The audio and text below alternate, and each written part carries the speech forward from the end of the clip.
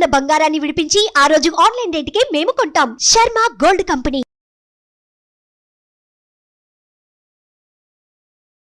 నమస్కారం, welcome to Suman TV. ఈ క్రోధినామ సంవత్సరంలో 27 నక్షత్రాల్లో జన్మించిన వారికి ఎలాంటి ఫలితాలు ఉండబోతున్నాయి, అలాగే వారు చేసుకోవాల్సిన పరిహారాలు ఏమిటి, వీటి గురించి వివరించేందుకు ప్రస్తుతం మనతో పాటు ఉన్నారు ప్రముఖ జ్యోతిష్యులు, తంత్రశాస్త్ర కోవిదులు డాక్టర్ ప్రదీప్ జోషి గారు. వారితో మాట్లాడి మరిన్ని విషయాలు తెలుసుకుందాం. గురుగారు నమస్కారం అండి. శ్రీమాత్రే నమః. గురుగారు, ఈ క్రోధినామ సంవత్సరంలో పుష్యమి నక్షత్రం వారికి ఏ విధంగా ఉండబోతుందంటారు? వారి జాతక ఫలితాలు, అలాగే శుభ ఫలితాలు వాళ్ళు పొందాలంటే కనుక ఎటువంటి పరిహారం చేసుకోవాలంటారు? నక్షత్ర ఫలితములను ఉంటాయి. ఒకటి మనం గుర్తుపెట్టుకోవాలి, చాలా మందికి వాళ్ళ జన్మ నక్షత్రం ఏందో కూడా వాళ్ళకి తెలియదు. మీ జన్మ నక్షత్రం ఇంపార్టెంట్. ఇప్పుడు నేను చెప్పేది ఏది జన్మ నక్షత్రం, నామ నక్షత్రము కాదు. నామ నక్షత్రం వేరు, జన్మ నక్షత్రం వేరు. నామ నక్షత్రానికి ఏ రాశి ఫలాలు గాని ఏ గోచార ఫలితాలు గాని వర్తించవు. పేరు పేరే, పేరులో కొంచెం బలం ఉండాలి, అంతకు మించి ఏం లేదు.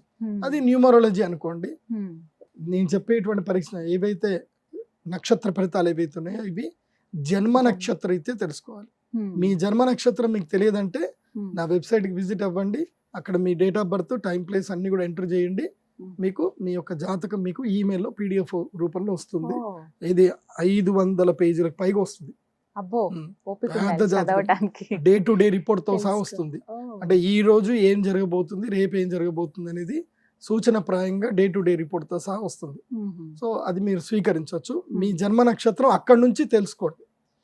పేర్లను బట్టి ఇప్పుడు శ్రీనివాస్ అని పేరు ఉంటుంది, అందరు తులారాశి అని చెప్పేస్తారు. కాదు. ఇప్పుడు వెంకటేష్ అంటారు, వేవో కాకి మృగశిర నక్షత్రము అంటే ఇది మిథున రాశి అని చెప్పేస్తారు. కాదు. సో ఇలా పేరును బట్టి మీరు రాశులు చెప్పుకోకండి, నక్షత్రాలు చెప్పుకోకండి, దాని ఫలితాలు ఉండవు. సో ఇప్పుడు ఈ సంవత్సరము క్రోధినామ సంవత్సరంలో ఒక్కొక్క నక్షత్రం వారికి ఎలా ఫలితాలు ఉన్నాయో చెప్తాను. అందరూ జాగ్రత్తగా వినండి. మీ జన్మ నక్షత్రాన్ని బట్టి మీరు నోట్స్ రాసుకోండి. పుష్యమి తిష్య నక్షత్రం అంటారు. అంటే ఇది సూర్యగ్రహానికి సంబంధించిన మహాద్భుత నక్షత్రము. ఆకాశంలో చాలా దేదీప్యమానంగా వెలిగే నక్షత్రం. అయితే ఈ నక్షత్ర జాతకులకు ఈ క్రోధినామ సంవత్సరంలో 2024-25 ఈ సంవత్సరం మొత్తం మీద నంబర్ 1 పొజిషన్లో ఎవరున్నారు అంటే పుష్యమి నక్షత్రం. ఈ సంవత్సరం నంబర్ 1 పొజిషన్లో ఉన్నారు పుష్యమి నక్షత్ర జాతకులు. వీళ్ళకి గురువు బల బాగా ఉంది. శని కూడా జరిగిపోతున్నాడు. శని కూడా అనుకూలిస్తాడు కొన్ని రోజుల తర్వాత. అంటే ఇప్పుడు నవంబర్ తర్వాత శని కూడా వీళ్ళకి అనుకూలిస్తాడు. బాగుంది వీళ్ళ జాతకం. అయితే పుష్యమి నక్షత్ర జాతకులు చేయవలసిన ఒక అద్భుతమైన ఒక కార్యక్రమం ఉంది. ఏంటంటే చెవులు మూసుకోవడం అనేది నేర్చుకోవాలి. చెవులు మూసుకోవాలి అంటే ఎవరు ఏది చెప్పినా వినకండి. మీకు నచ్చినది మీరు చెయ్యండి. చెప్పుడు మాటలు అస్సలు వినకండి. అనుమానం అనేటువంటి దాన్ని, ధోరణిని వదిలేయండి. ఇవి వదిలితే పుష్యమి నక్షత్రం వాళ్ళు అదృష్టవంతులు. ఎందుకోసమంటే ఒక అనుమానం అనేటువంటిది ఒకటి వచ్చింది అనుకోండి. ఎందుకోసమంటే ఈ సంవత్సరం వీళ్ళకి శనిగ్రహం అష్టమంలో ఉన్నాడు, బాగా లేడు. అనుమానం అనే పిచ్చోడు పడుతుంది. కుటుంబంలో సంసార జీవితంలో అనుమానం అనేది వచ్చింది అనుకోండి, ఇంకా రాష్ట్రం ఇంకా జీవితం ముందుకెళ్ళదు, వెనక్కి వెళ్ళదు, ఇంకా అక్కడనే స్ట్రక్. కాబట్టి అనుమానం అనేటువంటిది తెచ్చుకోకండి. అది అబ్బాయిలు కానీ అమ్మాయిలు కానీ. అనుమానం వచ్చిందంటే దాన్ని క్లారిఫై చేసుకునే ప్రయత్నం కూడా చేయకండి. ఎందుకోసం అంటే అనుమానం అనేది ఒక వైరస్ లాగా. అది నువ్వు దాన్ని క్లారిఫై చేస్తే క్యాన్సర్ లాగా ఇంకా పెరుగుతుంది తప్ప తగ్గదు. Don't go for the any clarify. Yes, అనుమానం పెనుభూతం. సో అనుమానం జోలికి మాత్రం వెళ్ళకండి పుష్య నక్షత్రం. ఇంకోటి, చెప్పుడు మాటలు వినకూడదు. సలహాలు ఎవరివి వద్దు. ఒక మంచి ఫినాన్షియల్ గురువుని సంప్రదించండి, ఆస్ట్రాలజర్ని సంప్రదించుకోండి.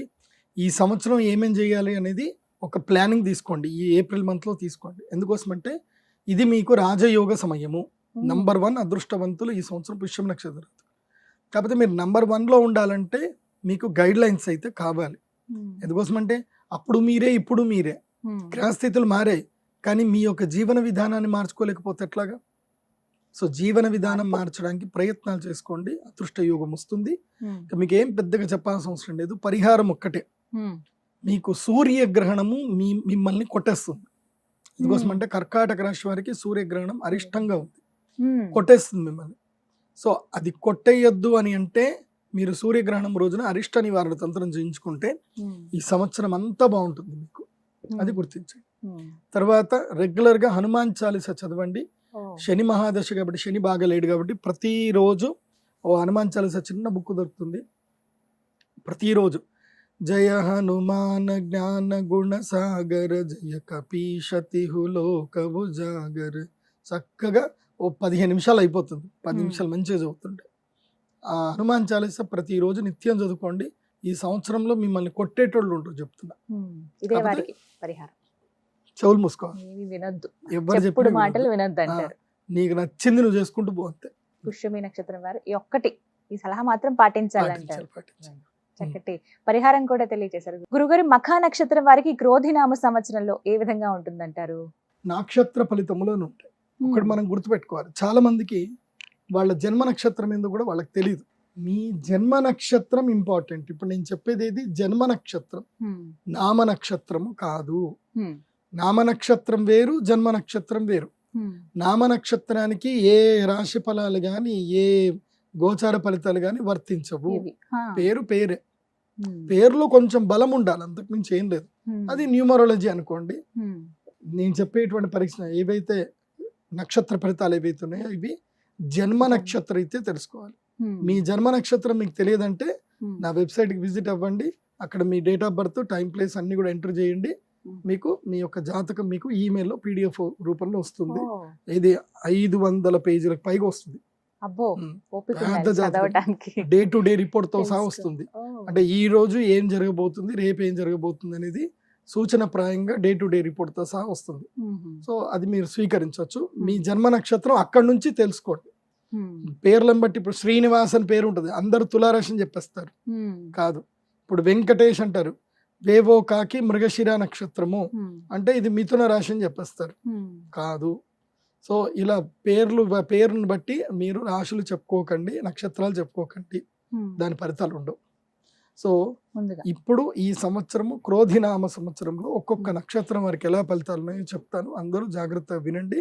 మీ జన్మ నక్షత్రాన్ని బట్టి మీరు నోట్స్ రాసుకోండి. మఘా నక్షత్రానికి సూర్యుడు అధిపతి, సింహరాశి. ఈ మఘా నక్షత్ర జాతకులకు ఈ సంవత్సరం అంతా ఏం చేయాలో తెలుసా? మీరు అదృశ్య సినిమా చూసారా? అందులోపల తీసుకొని వెళ్తాడు, కాంట్రాక్ట్ మాట్లాడి ఎన్టీఆర్ని తీసుకుపోతే ఒక డైలాగ్ చెప్తాడు, గుర్తులేదు మర్చిపోయా, తెలీదు గుర్తులేదు మర్చిపోయా.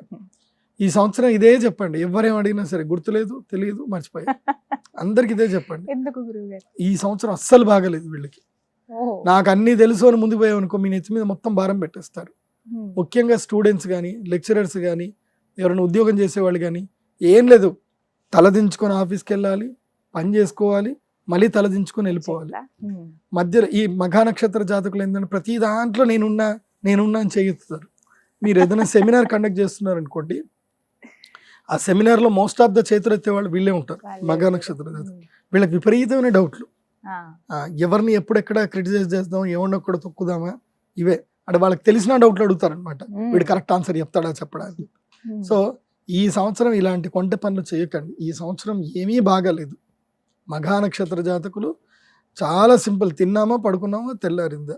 నెట్ఫ్లిక్స్లో ఉండే సినిమాలు మొత్తం చూడండి, సుమన్ టీవీలో ఎన్ని వీడియోలు ఉంటే అన్ని వీడియోలు చూడండి, అన్ని ప్లాన్ రాసుకోండి, కానీ ఏది ఇంప్లిమెంట్ చేయొద్దు, ఎక్కడ పెట్టుబడి పెట్టద్దు. ఎక్కడైనా ఈ సంవత్సరం ఎట్లా ఉంటుంది తెలుసా? మిమ్మల్ని మీ ఫ్రెండ్ ఎవడో వస్తాడు, ఒరే ఆ బిజినెస్ అట్రా మంచిగా ఉందట్రా, సుమన్ టీవీ బిజినెస్లోనే ఉంది, అది ఇది మొత్తం చూపించేసి నడరా పెట్టుబడి పెడదాం అది చేద్దాం అంటారు. పెట్టుబడి పెట్టి కొన్ని రోజులకి కథం జంప్ జిలాని మళ్ళీ మొత్తం అంతా ఖర్చు అయిపోతుంది, అప్పు మిగులుతుంది. సో కాబట్టి ఈ సంవత్సరం మఘా నక్షత్ర జాతకులు పెట్టుబడులు పెట్టకూడదు, అప్పులు చేయకూడదు. ఒకటే పని, తిన్నామా పడుకున్నామా తెల్లారిందా సినిమాలు చూసామా, ఇంతకు మించి ఏం చేయకండి. యోగా చేయండి. అయితే మీ దగ్గర సంపద ఉంది, సిరి సంపదలు ఉన్నాయి, ఒక పరిహారం చెప్తాను.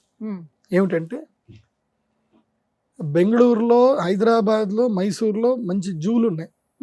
జూకి వెళ్ళండి, అక్కడ సింహానికి మీ ముఖం చూపించండి, సింహానికి నేను ఉన్నా అని చూపించండి. ఆ తర్వాత ఆ సింహం కేర్ టేకర్ ఎవరైతే ఉన్నారో జూ ఆఫీసర్ని కలిసి ఆ సింహానికి ఫుడ్ డొనేషన్ చేయండి. సింహరాశి కదా, సింహానికి ఫుడ్ డొనేషన్ చేయండి. మఘా నక్షత్ర జాతకులు చెప్పేది ఏంటంటే ఒక సింహాన్ని ఒక నెల రోజులకైనా దత్తత తీసుకోండి. ఆ నెల రోజులకు దానికి నెల రోజులకో సంవత్సరానికో. ఎందుకోసం అంటే ఒక్కోళ్ళకి ఇట్లాగే నష్టం ఉంటే వాళ్ళకి నేను ఈ పరిహారం చెప్పాను. వాళ్ళకి బెంగళూరులో ఉండేటువంటి అక్కడ వైట్ లైన్ ఉంటుంది, మంచి తెల్లటి పులి ఉంటుంది, తెల్లటి సింహం ఉంటుంది, మంచి గర్జించే బాగుంటుంది. వాళ్ళు అక్కడ ఏంటంటే డొనేషన్ స్వీకరిస్తారు సింహాలకి. ఏ జంతువునైనా మీరు అడాప్ట్ చేసుకోండి, దానికి ఫుడ్ మీరు పంపిస్తే మేము పెడతాము. సో నేనేం చెప్పాను, ఒక లయన్ని అడాప్ట్ చేసుకోండి, మీ జీవితం బాగుపడుతుంది చెప్పాను. సో ఆయన లయన్ అడాప్ట్ చేసుకున్నాడు, వాళ్ళ కంపెనీ మంచి గ్రోత్ అయిపోయింది, బాగా. సో ఎందుకోసం అంటే మనుషులే కాదు ఈ ప్రపంచంలో దాన ధర్మాలు జంతువులకు కూడా చేయాలి, వాటికి కూడా తిండి పెట్టాలి. సో మనకి అందరినీ కనిపిస్తున్నటువంటి జూలో ఉన్నటువంటి జంతువులను కూడా అడాప్ట్ చేసుకోండి, అడాప్ట్ చేసుకొని వాటికి కూడా పెట్టండి. మీరు అడాప్ట్ చేసుకోవాల్సిన జంతువు సింహం అడాప్ట్ చేసుకోండి, బాగుంటుంది. ఇదే పరిహారం అంటారు. ఇది ఈజీ పరిహారం, ప్రకృతికి కూడా మంచి చేస్తుంది. మళ్ళీ ఏదో దానాలు చేయాలి వీళ్ళు చెయ్యరు, నిజం చెప్పాలంటే మఘా నక్షత్ర జాతకులు చెయ్యరు, వీళ్ళకి బాగా పిసినాడుతూనే ఉంటుంది, అందుకోసం చెప్తాను. అందుకే ఈ పరిహారం అంటారు. మరి ఈ పరిహారం అయినా చేస్తారంటారా? చెయ్యాలి, చేస్తే మంచిది. కాకపోతే వీళ్ళకి ఈ సంవత్సరం అస్సలు బాగలేదు. గురుగ్రహానికి సంబంధించిన పరిహారం చేసుకోండి. అక్షయ తృతీయ రోజు కూడా రండి, అక్షయ తృతీయ రోజు యాగం చేయించుకోండి, బాగుంటుంది. ఇదే వారికి పరిహారం అంటారు. వీళ్ళు సొంతోళ్ళకి పెడతారు, అన్నదమ్ములకు పెడతారు, అక్కచెళ్ళకి అందరికి పెడతారు. కొంతమంది ఉంటారు సొంతోళ్ళకి పెట్టరు, బయట వాళ్ళకి పెడతారు. వీళ్ళు సొంతోళ్ళకి పెడతారు, బయట వాళ్ళకి పెట్టారు. అట్లా మంచిదేలేండి, అది వారి అనుభవాలు. ఈ సొంతోళ్ళు ఎవరు వీళ్ళకి మళ్ళీ ఏం చేయరు. వాస్తవం ఏంటంటే ఈ సొంతోళ్ళకి పెట్టిన తర్వాత అంత అయిన తర్వాత వీళ్ళని పట్టుపురుగు ఉంటుంది కదా, పట్టుపురుగు ఏం చేస్తుంది, చుట్టూ అంత చూడుతుంది. తర్వాత ఏం చేస్తారు, దాన్ని వేడి నీళ్ళలో వేసి దాన్ని తీసి బయటకు పడేస్తారు, వీళ్ళని కూడా బయటకు పడేస్తారు. అంతే, అవసరానికి జీవితంలో జరిగేది. కొంతమంది ఈ పరిహారం చేసుకుంటే ఈ సంవత్సరం వాళ్ళకి శుభంగా మంచి జరుగుతుంది. చక్కగా వివరించారండి. నమస్కారం. శ్రీమాత్రి. సుమన్ టీవీలో మీ పర్సనల్ అండ్ బిజినెస్ ప్రమోషన్స్ కోసం కింది నెంబర్కి కాంటాక్ట్ చేయండి.